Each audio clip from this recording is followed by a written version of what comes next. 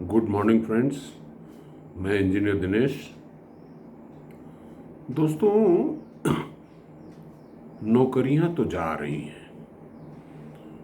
अगर आप United states को देखें तो वहाँ पे आईटी सेक्टर की इतनी ज़्यादा लेऑफ्स हो रही हैं कि समझ लीजिए Amazon is going to cut down 15,000 post of managers. उनका ये कहना है कि हमको ब्यूरोक्रेटिक लेयर्स नहीं चाहिए, हमको इनोवेटर्स चाहिए जो नया रास्ता बताएं और ऑर्गेनाइजेशन को कुछ कंट्रीब्यूट करें। ब्यूरोक्रेसी बिल्कुल नहीं चाहिए।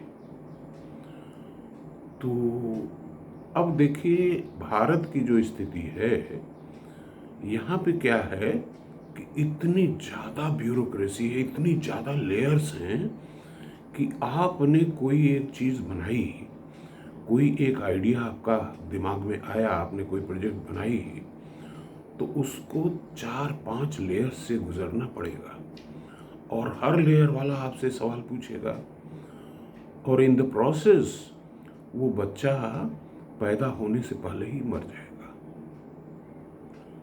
तो हमारे देश में भी देखिए नौकरी तो चाहिए। नौकरियां इसलिए चाहिए कि हर कोई स्टार्टअप नहीं करेगा, हर कोई बिजनेसमैन नहीं बन जाएगा। देयर आर पीपल जिनको नौकरियां तो चाहिए ही चाहिए। लेकिन नौकरी जब हम तलाश करते हैं तो हमारे दिमाग में 2 चीज़ें होनी चाहिए। पर्क्स और सैलरीज की बात तो हर कोई सोचता है, लेकिन ये नहीं सोचता कि कौन सा ऑर्गेनाइजेशन कितना ह्यूमन है। सिर्फ पैसे के बल पे नौकरी जो खोजी जाती है उसमें देखिए, मैं आपको एक छोटा सा प्रैक्टिकल एग्जांपल बताऊं। I left atomic energy in 1976 और मैं एक छोटी सी पिद्दी सी प्राइवेट कंपनी ज्वाइन किया और जो हमारी पहली मीटिंग हुई वहाँ के मैनेजमेंट से, उसमें एचआर के जो बॉस थे उनका नाम मुझे अभी भी याद है, 1977 में ब्रिगेडियर विश्वामित्र ने पार्टी में ये बोला, मेरे को बुलाया अपने पास में, बोला देखो त्रिपाठी ऐसा है कि तुमने सरकारी नौकरी तो छोड़ दी, लेकिन ये भी हमारी त्रिवेणी ग्रुप भी एक तरीके से सरकारी ही है, क्योंकि हम जिसको हायर करते हैं फिर फायर नहीं करते हैं। ये बात अलग है कि अगर वो नॉन परफॉर्मर है तो स्टैग्नेंट रहेगा, but generally we don't fire a person. आज जो दुनिया में, विश्व में जो दौर चल रहा है वो हायर एंड फायर। अब I was just talking to my son who is working there, तो बताया कि एक ऑर्गेनाइजेशन में एक लेडी मैटरनिटी लीव पे चल रही है और उसी लीव के दौरान ही शी इज लेड ऑफ। तो इस तरह का इनह्यूमन बिहेवियर ऑर्गेनाइजेशंस का, कि बिना कोई मानवता का कोई धर्म पालन करते हुए किसी को सिर्फ प्रॉफिट ही एक मोटिव रह गया जिस सेक्टर में, वो सेक्टर एक दूसरी ऑर्गेनाइजेशन है जिसमें उसके बारे में भी बात हुई। उस ऑर्गेनाइजेशन का मोटो है कि भले ही हम प्रमोशन न दें, पर्क्स न दें, सैलरी न बढ़ाएं, लेकिन हम एम्प्लॉइज़ को रिटेन करेंगे। वर्क फ्रॉम होम को वो प्रमोट कर रहे हैं कि खर्चे कम हों, लेकिन जो हमारे एम्प्लॉइज़ डेवलप हुए हैं उनको हम निकालें नहीं। It is just like a family. तो while we are choosing for a job, एक हमारे दिमाग में एस्पेक्ट ये भी होना चाहिए कि कौन सी ऑर्गेनाइजेशन ह्यूमन है और कौन सी इनह्यूमन है। खास तौर से प्राइवेट सेक्टर की मैं बात कर रहा हूँ। सरकारी क्षेत्र तो सब जगह ही उसको ह्यूमन कह सकते हैं, क्योंकि सरकारी क्षेत्र में लोगों को जनरली निकाला नहीं जाता। चार्जशीट होती है, छोटी सी गलती पे आप पनिश हो जाते हैं, लेकिन ले ऑफ की बात गवर्नमेंट सेक्टर नहीं करता। और जो क्रेज़ बना हुआ है गवर्नमेंट सेक्टर का, उसके पीछे यही मुख्य कारण ये है।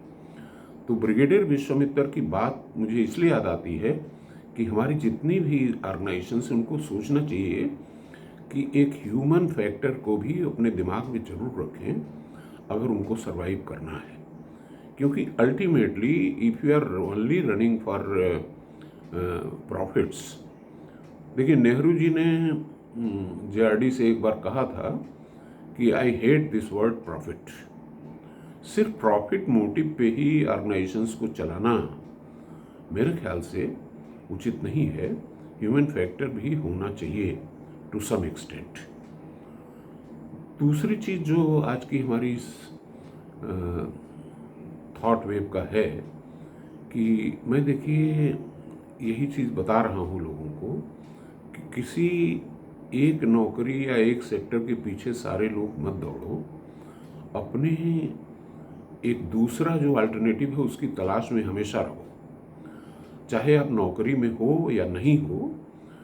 जैसे मैं एस्पिरेंट्स के लिए ये कहता हूँ कि भाई जब सक्सेस रेशियो इतना कम है तो अपने दिमाग में एक दूसरा अल्टरनेटिव भी लेके चलना चाहिए, उस पर काम करना चाहिए। उसी तरह से जो लोग प्राइवेट सेक्टर में काम कर रहे हैं उनको ये सोच के चलना पड़ेगा क्योंकि अनसर्टेनिटी का दौर चल रहा है, कब किसको निकाल दिया जाएगा कुछ नहीं पता है। तो इसलिए ये चीज़ तो ध्यान में रख के चलनी है कि कम से कम साल भर का राशन पानी जुगाड़ रहने का होना चाहिए आपके पास रिजर्व में, so that you can find another alternative. और लेविश जिंदगी जिए अच्छी बात है, लेकिन at the same time you must have in mind that this is an era of uncertainty. You are not sure about your jobs, खासतौर से private sector में। और IT सेक्टर का तो ये हाल हो गया कि IT sector is almost collapsing. मैं ये नहीं कर रहा हूँ, IT सेक्टर के जो इंजीनियर्स हैं जो कोडिंग करते हैं उनकी ज़रूरत तो हमेशा से रही, हमेशा रहेगी, लेकिन जो हायर लेवल्स हैं, मैनेजरियल लेवल्स हैं, वहाँ पे बहुत ज़्यादा रिस्क आ गया है। और ये समझ लीजिए कि जो बड़ी बड़ी कंपनियाँ हैं, गूगल हैं, अमेज़न हैं, अगर उनके दिमाग में ऐसी बात चल रही है तो जो छोटे भैये हैं उनके दिमाग में तो अपने आप ये बात आ जाएगी कि जो रिडंडेंट एक्टिविटी है। देखिए, एक बार क्या, मैं एक दूसरा उदाहरण देता हूँ। बहुत पहले की बात है, somewhere around 40 years ago SBI ने जो है मैकेंजी को हायर किया अपनी एक तरीके से इंटरनल एनालिसिस करने के लिए, how to improve the organisation.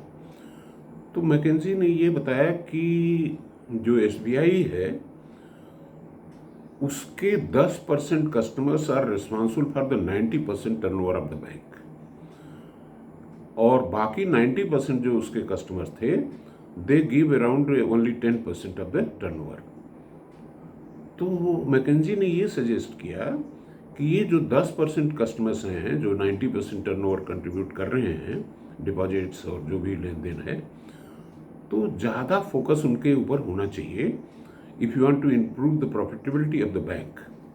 तो उन्होंने प्रैक्टिकल सजेशन ये दिया कि जैसे ब्रांच में एप्लीकेशन गई आपकी लोन की, तो प्रोसेस करने में रीजनल ऑफिस गया, फिर वहाँ से कितने ऑफिस होते हुए हेड ऑफिस पहुँचा। तो उन्होंने ये सजेस्ट किया कि इन 10% कस्टमर्स के प्रपोजल सीधे ब्रांच से हेड ऑफिस पहुँच जाएँ, सो दैट प्रोसेसिंग टाइम कम हो जाए। और इस चीज़ को SBI ने अडॉप्ट किया तो उसके शेयर्स में उछाल आया।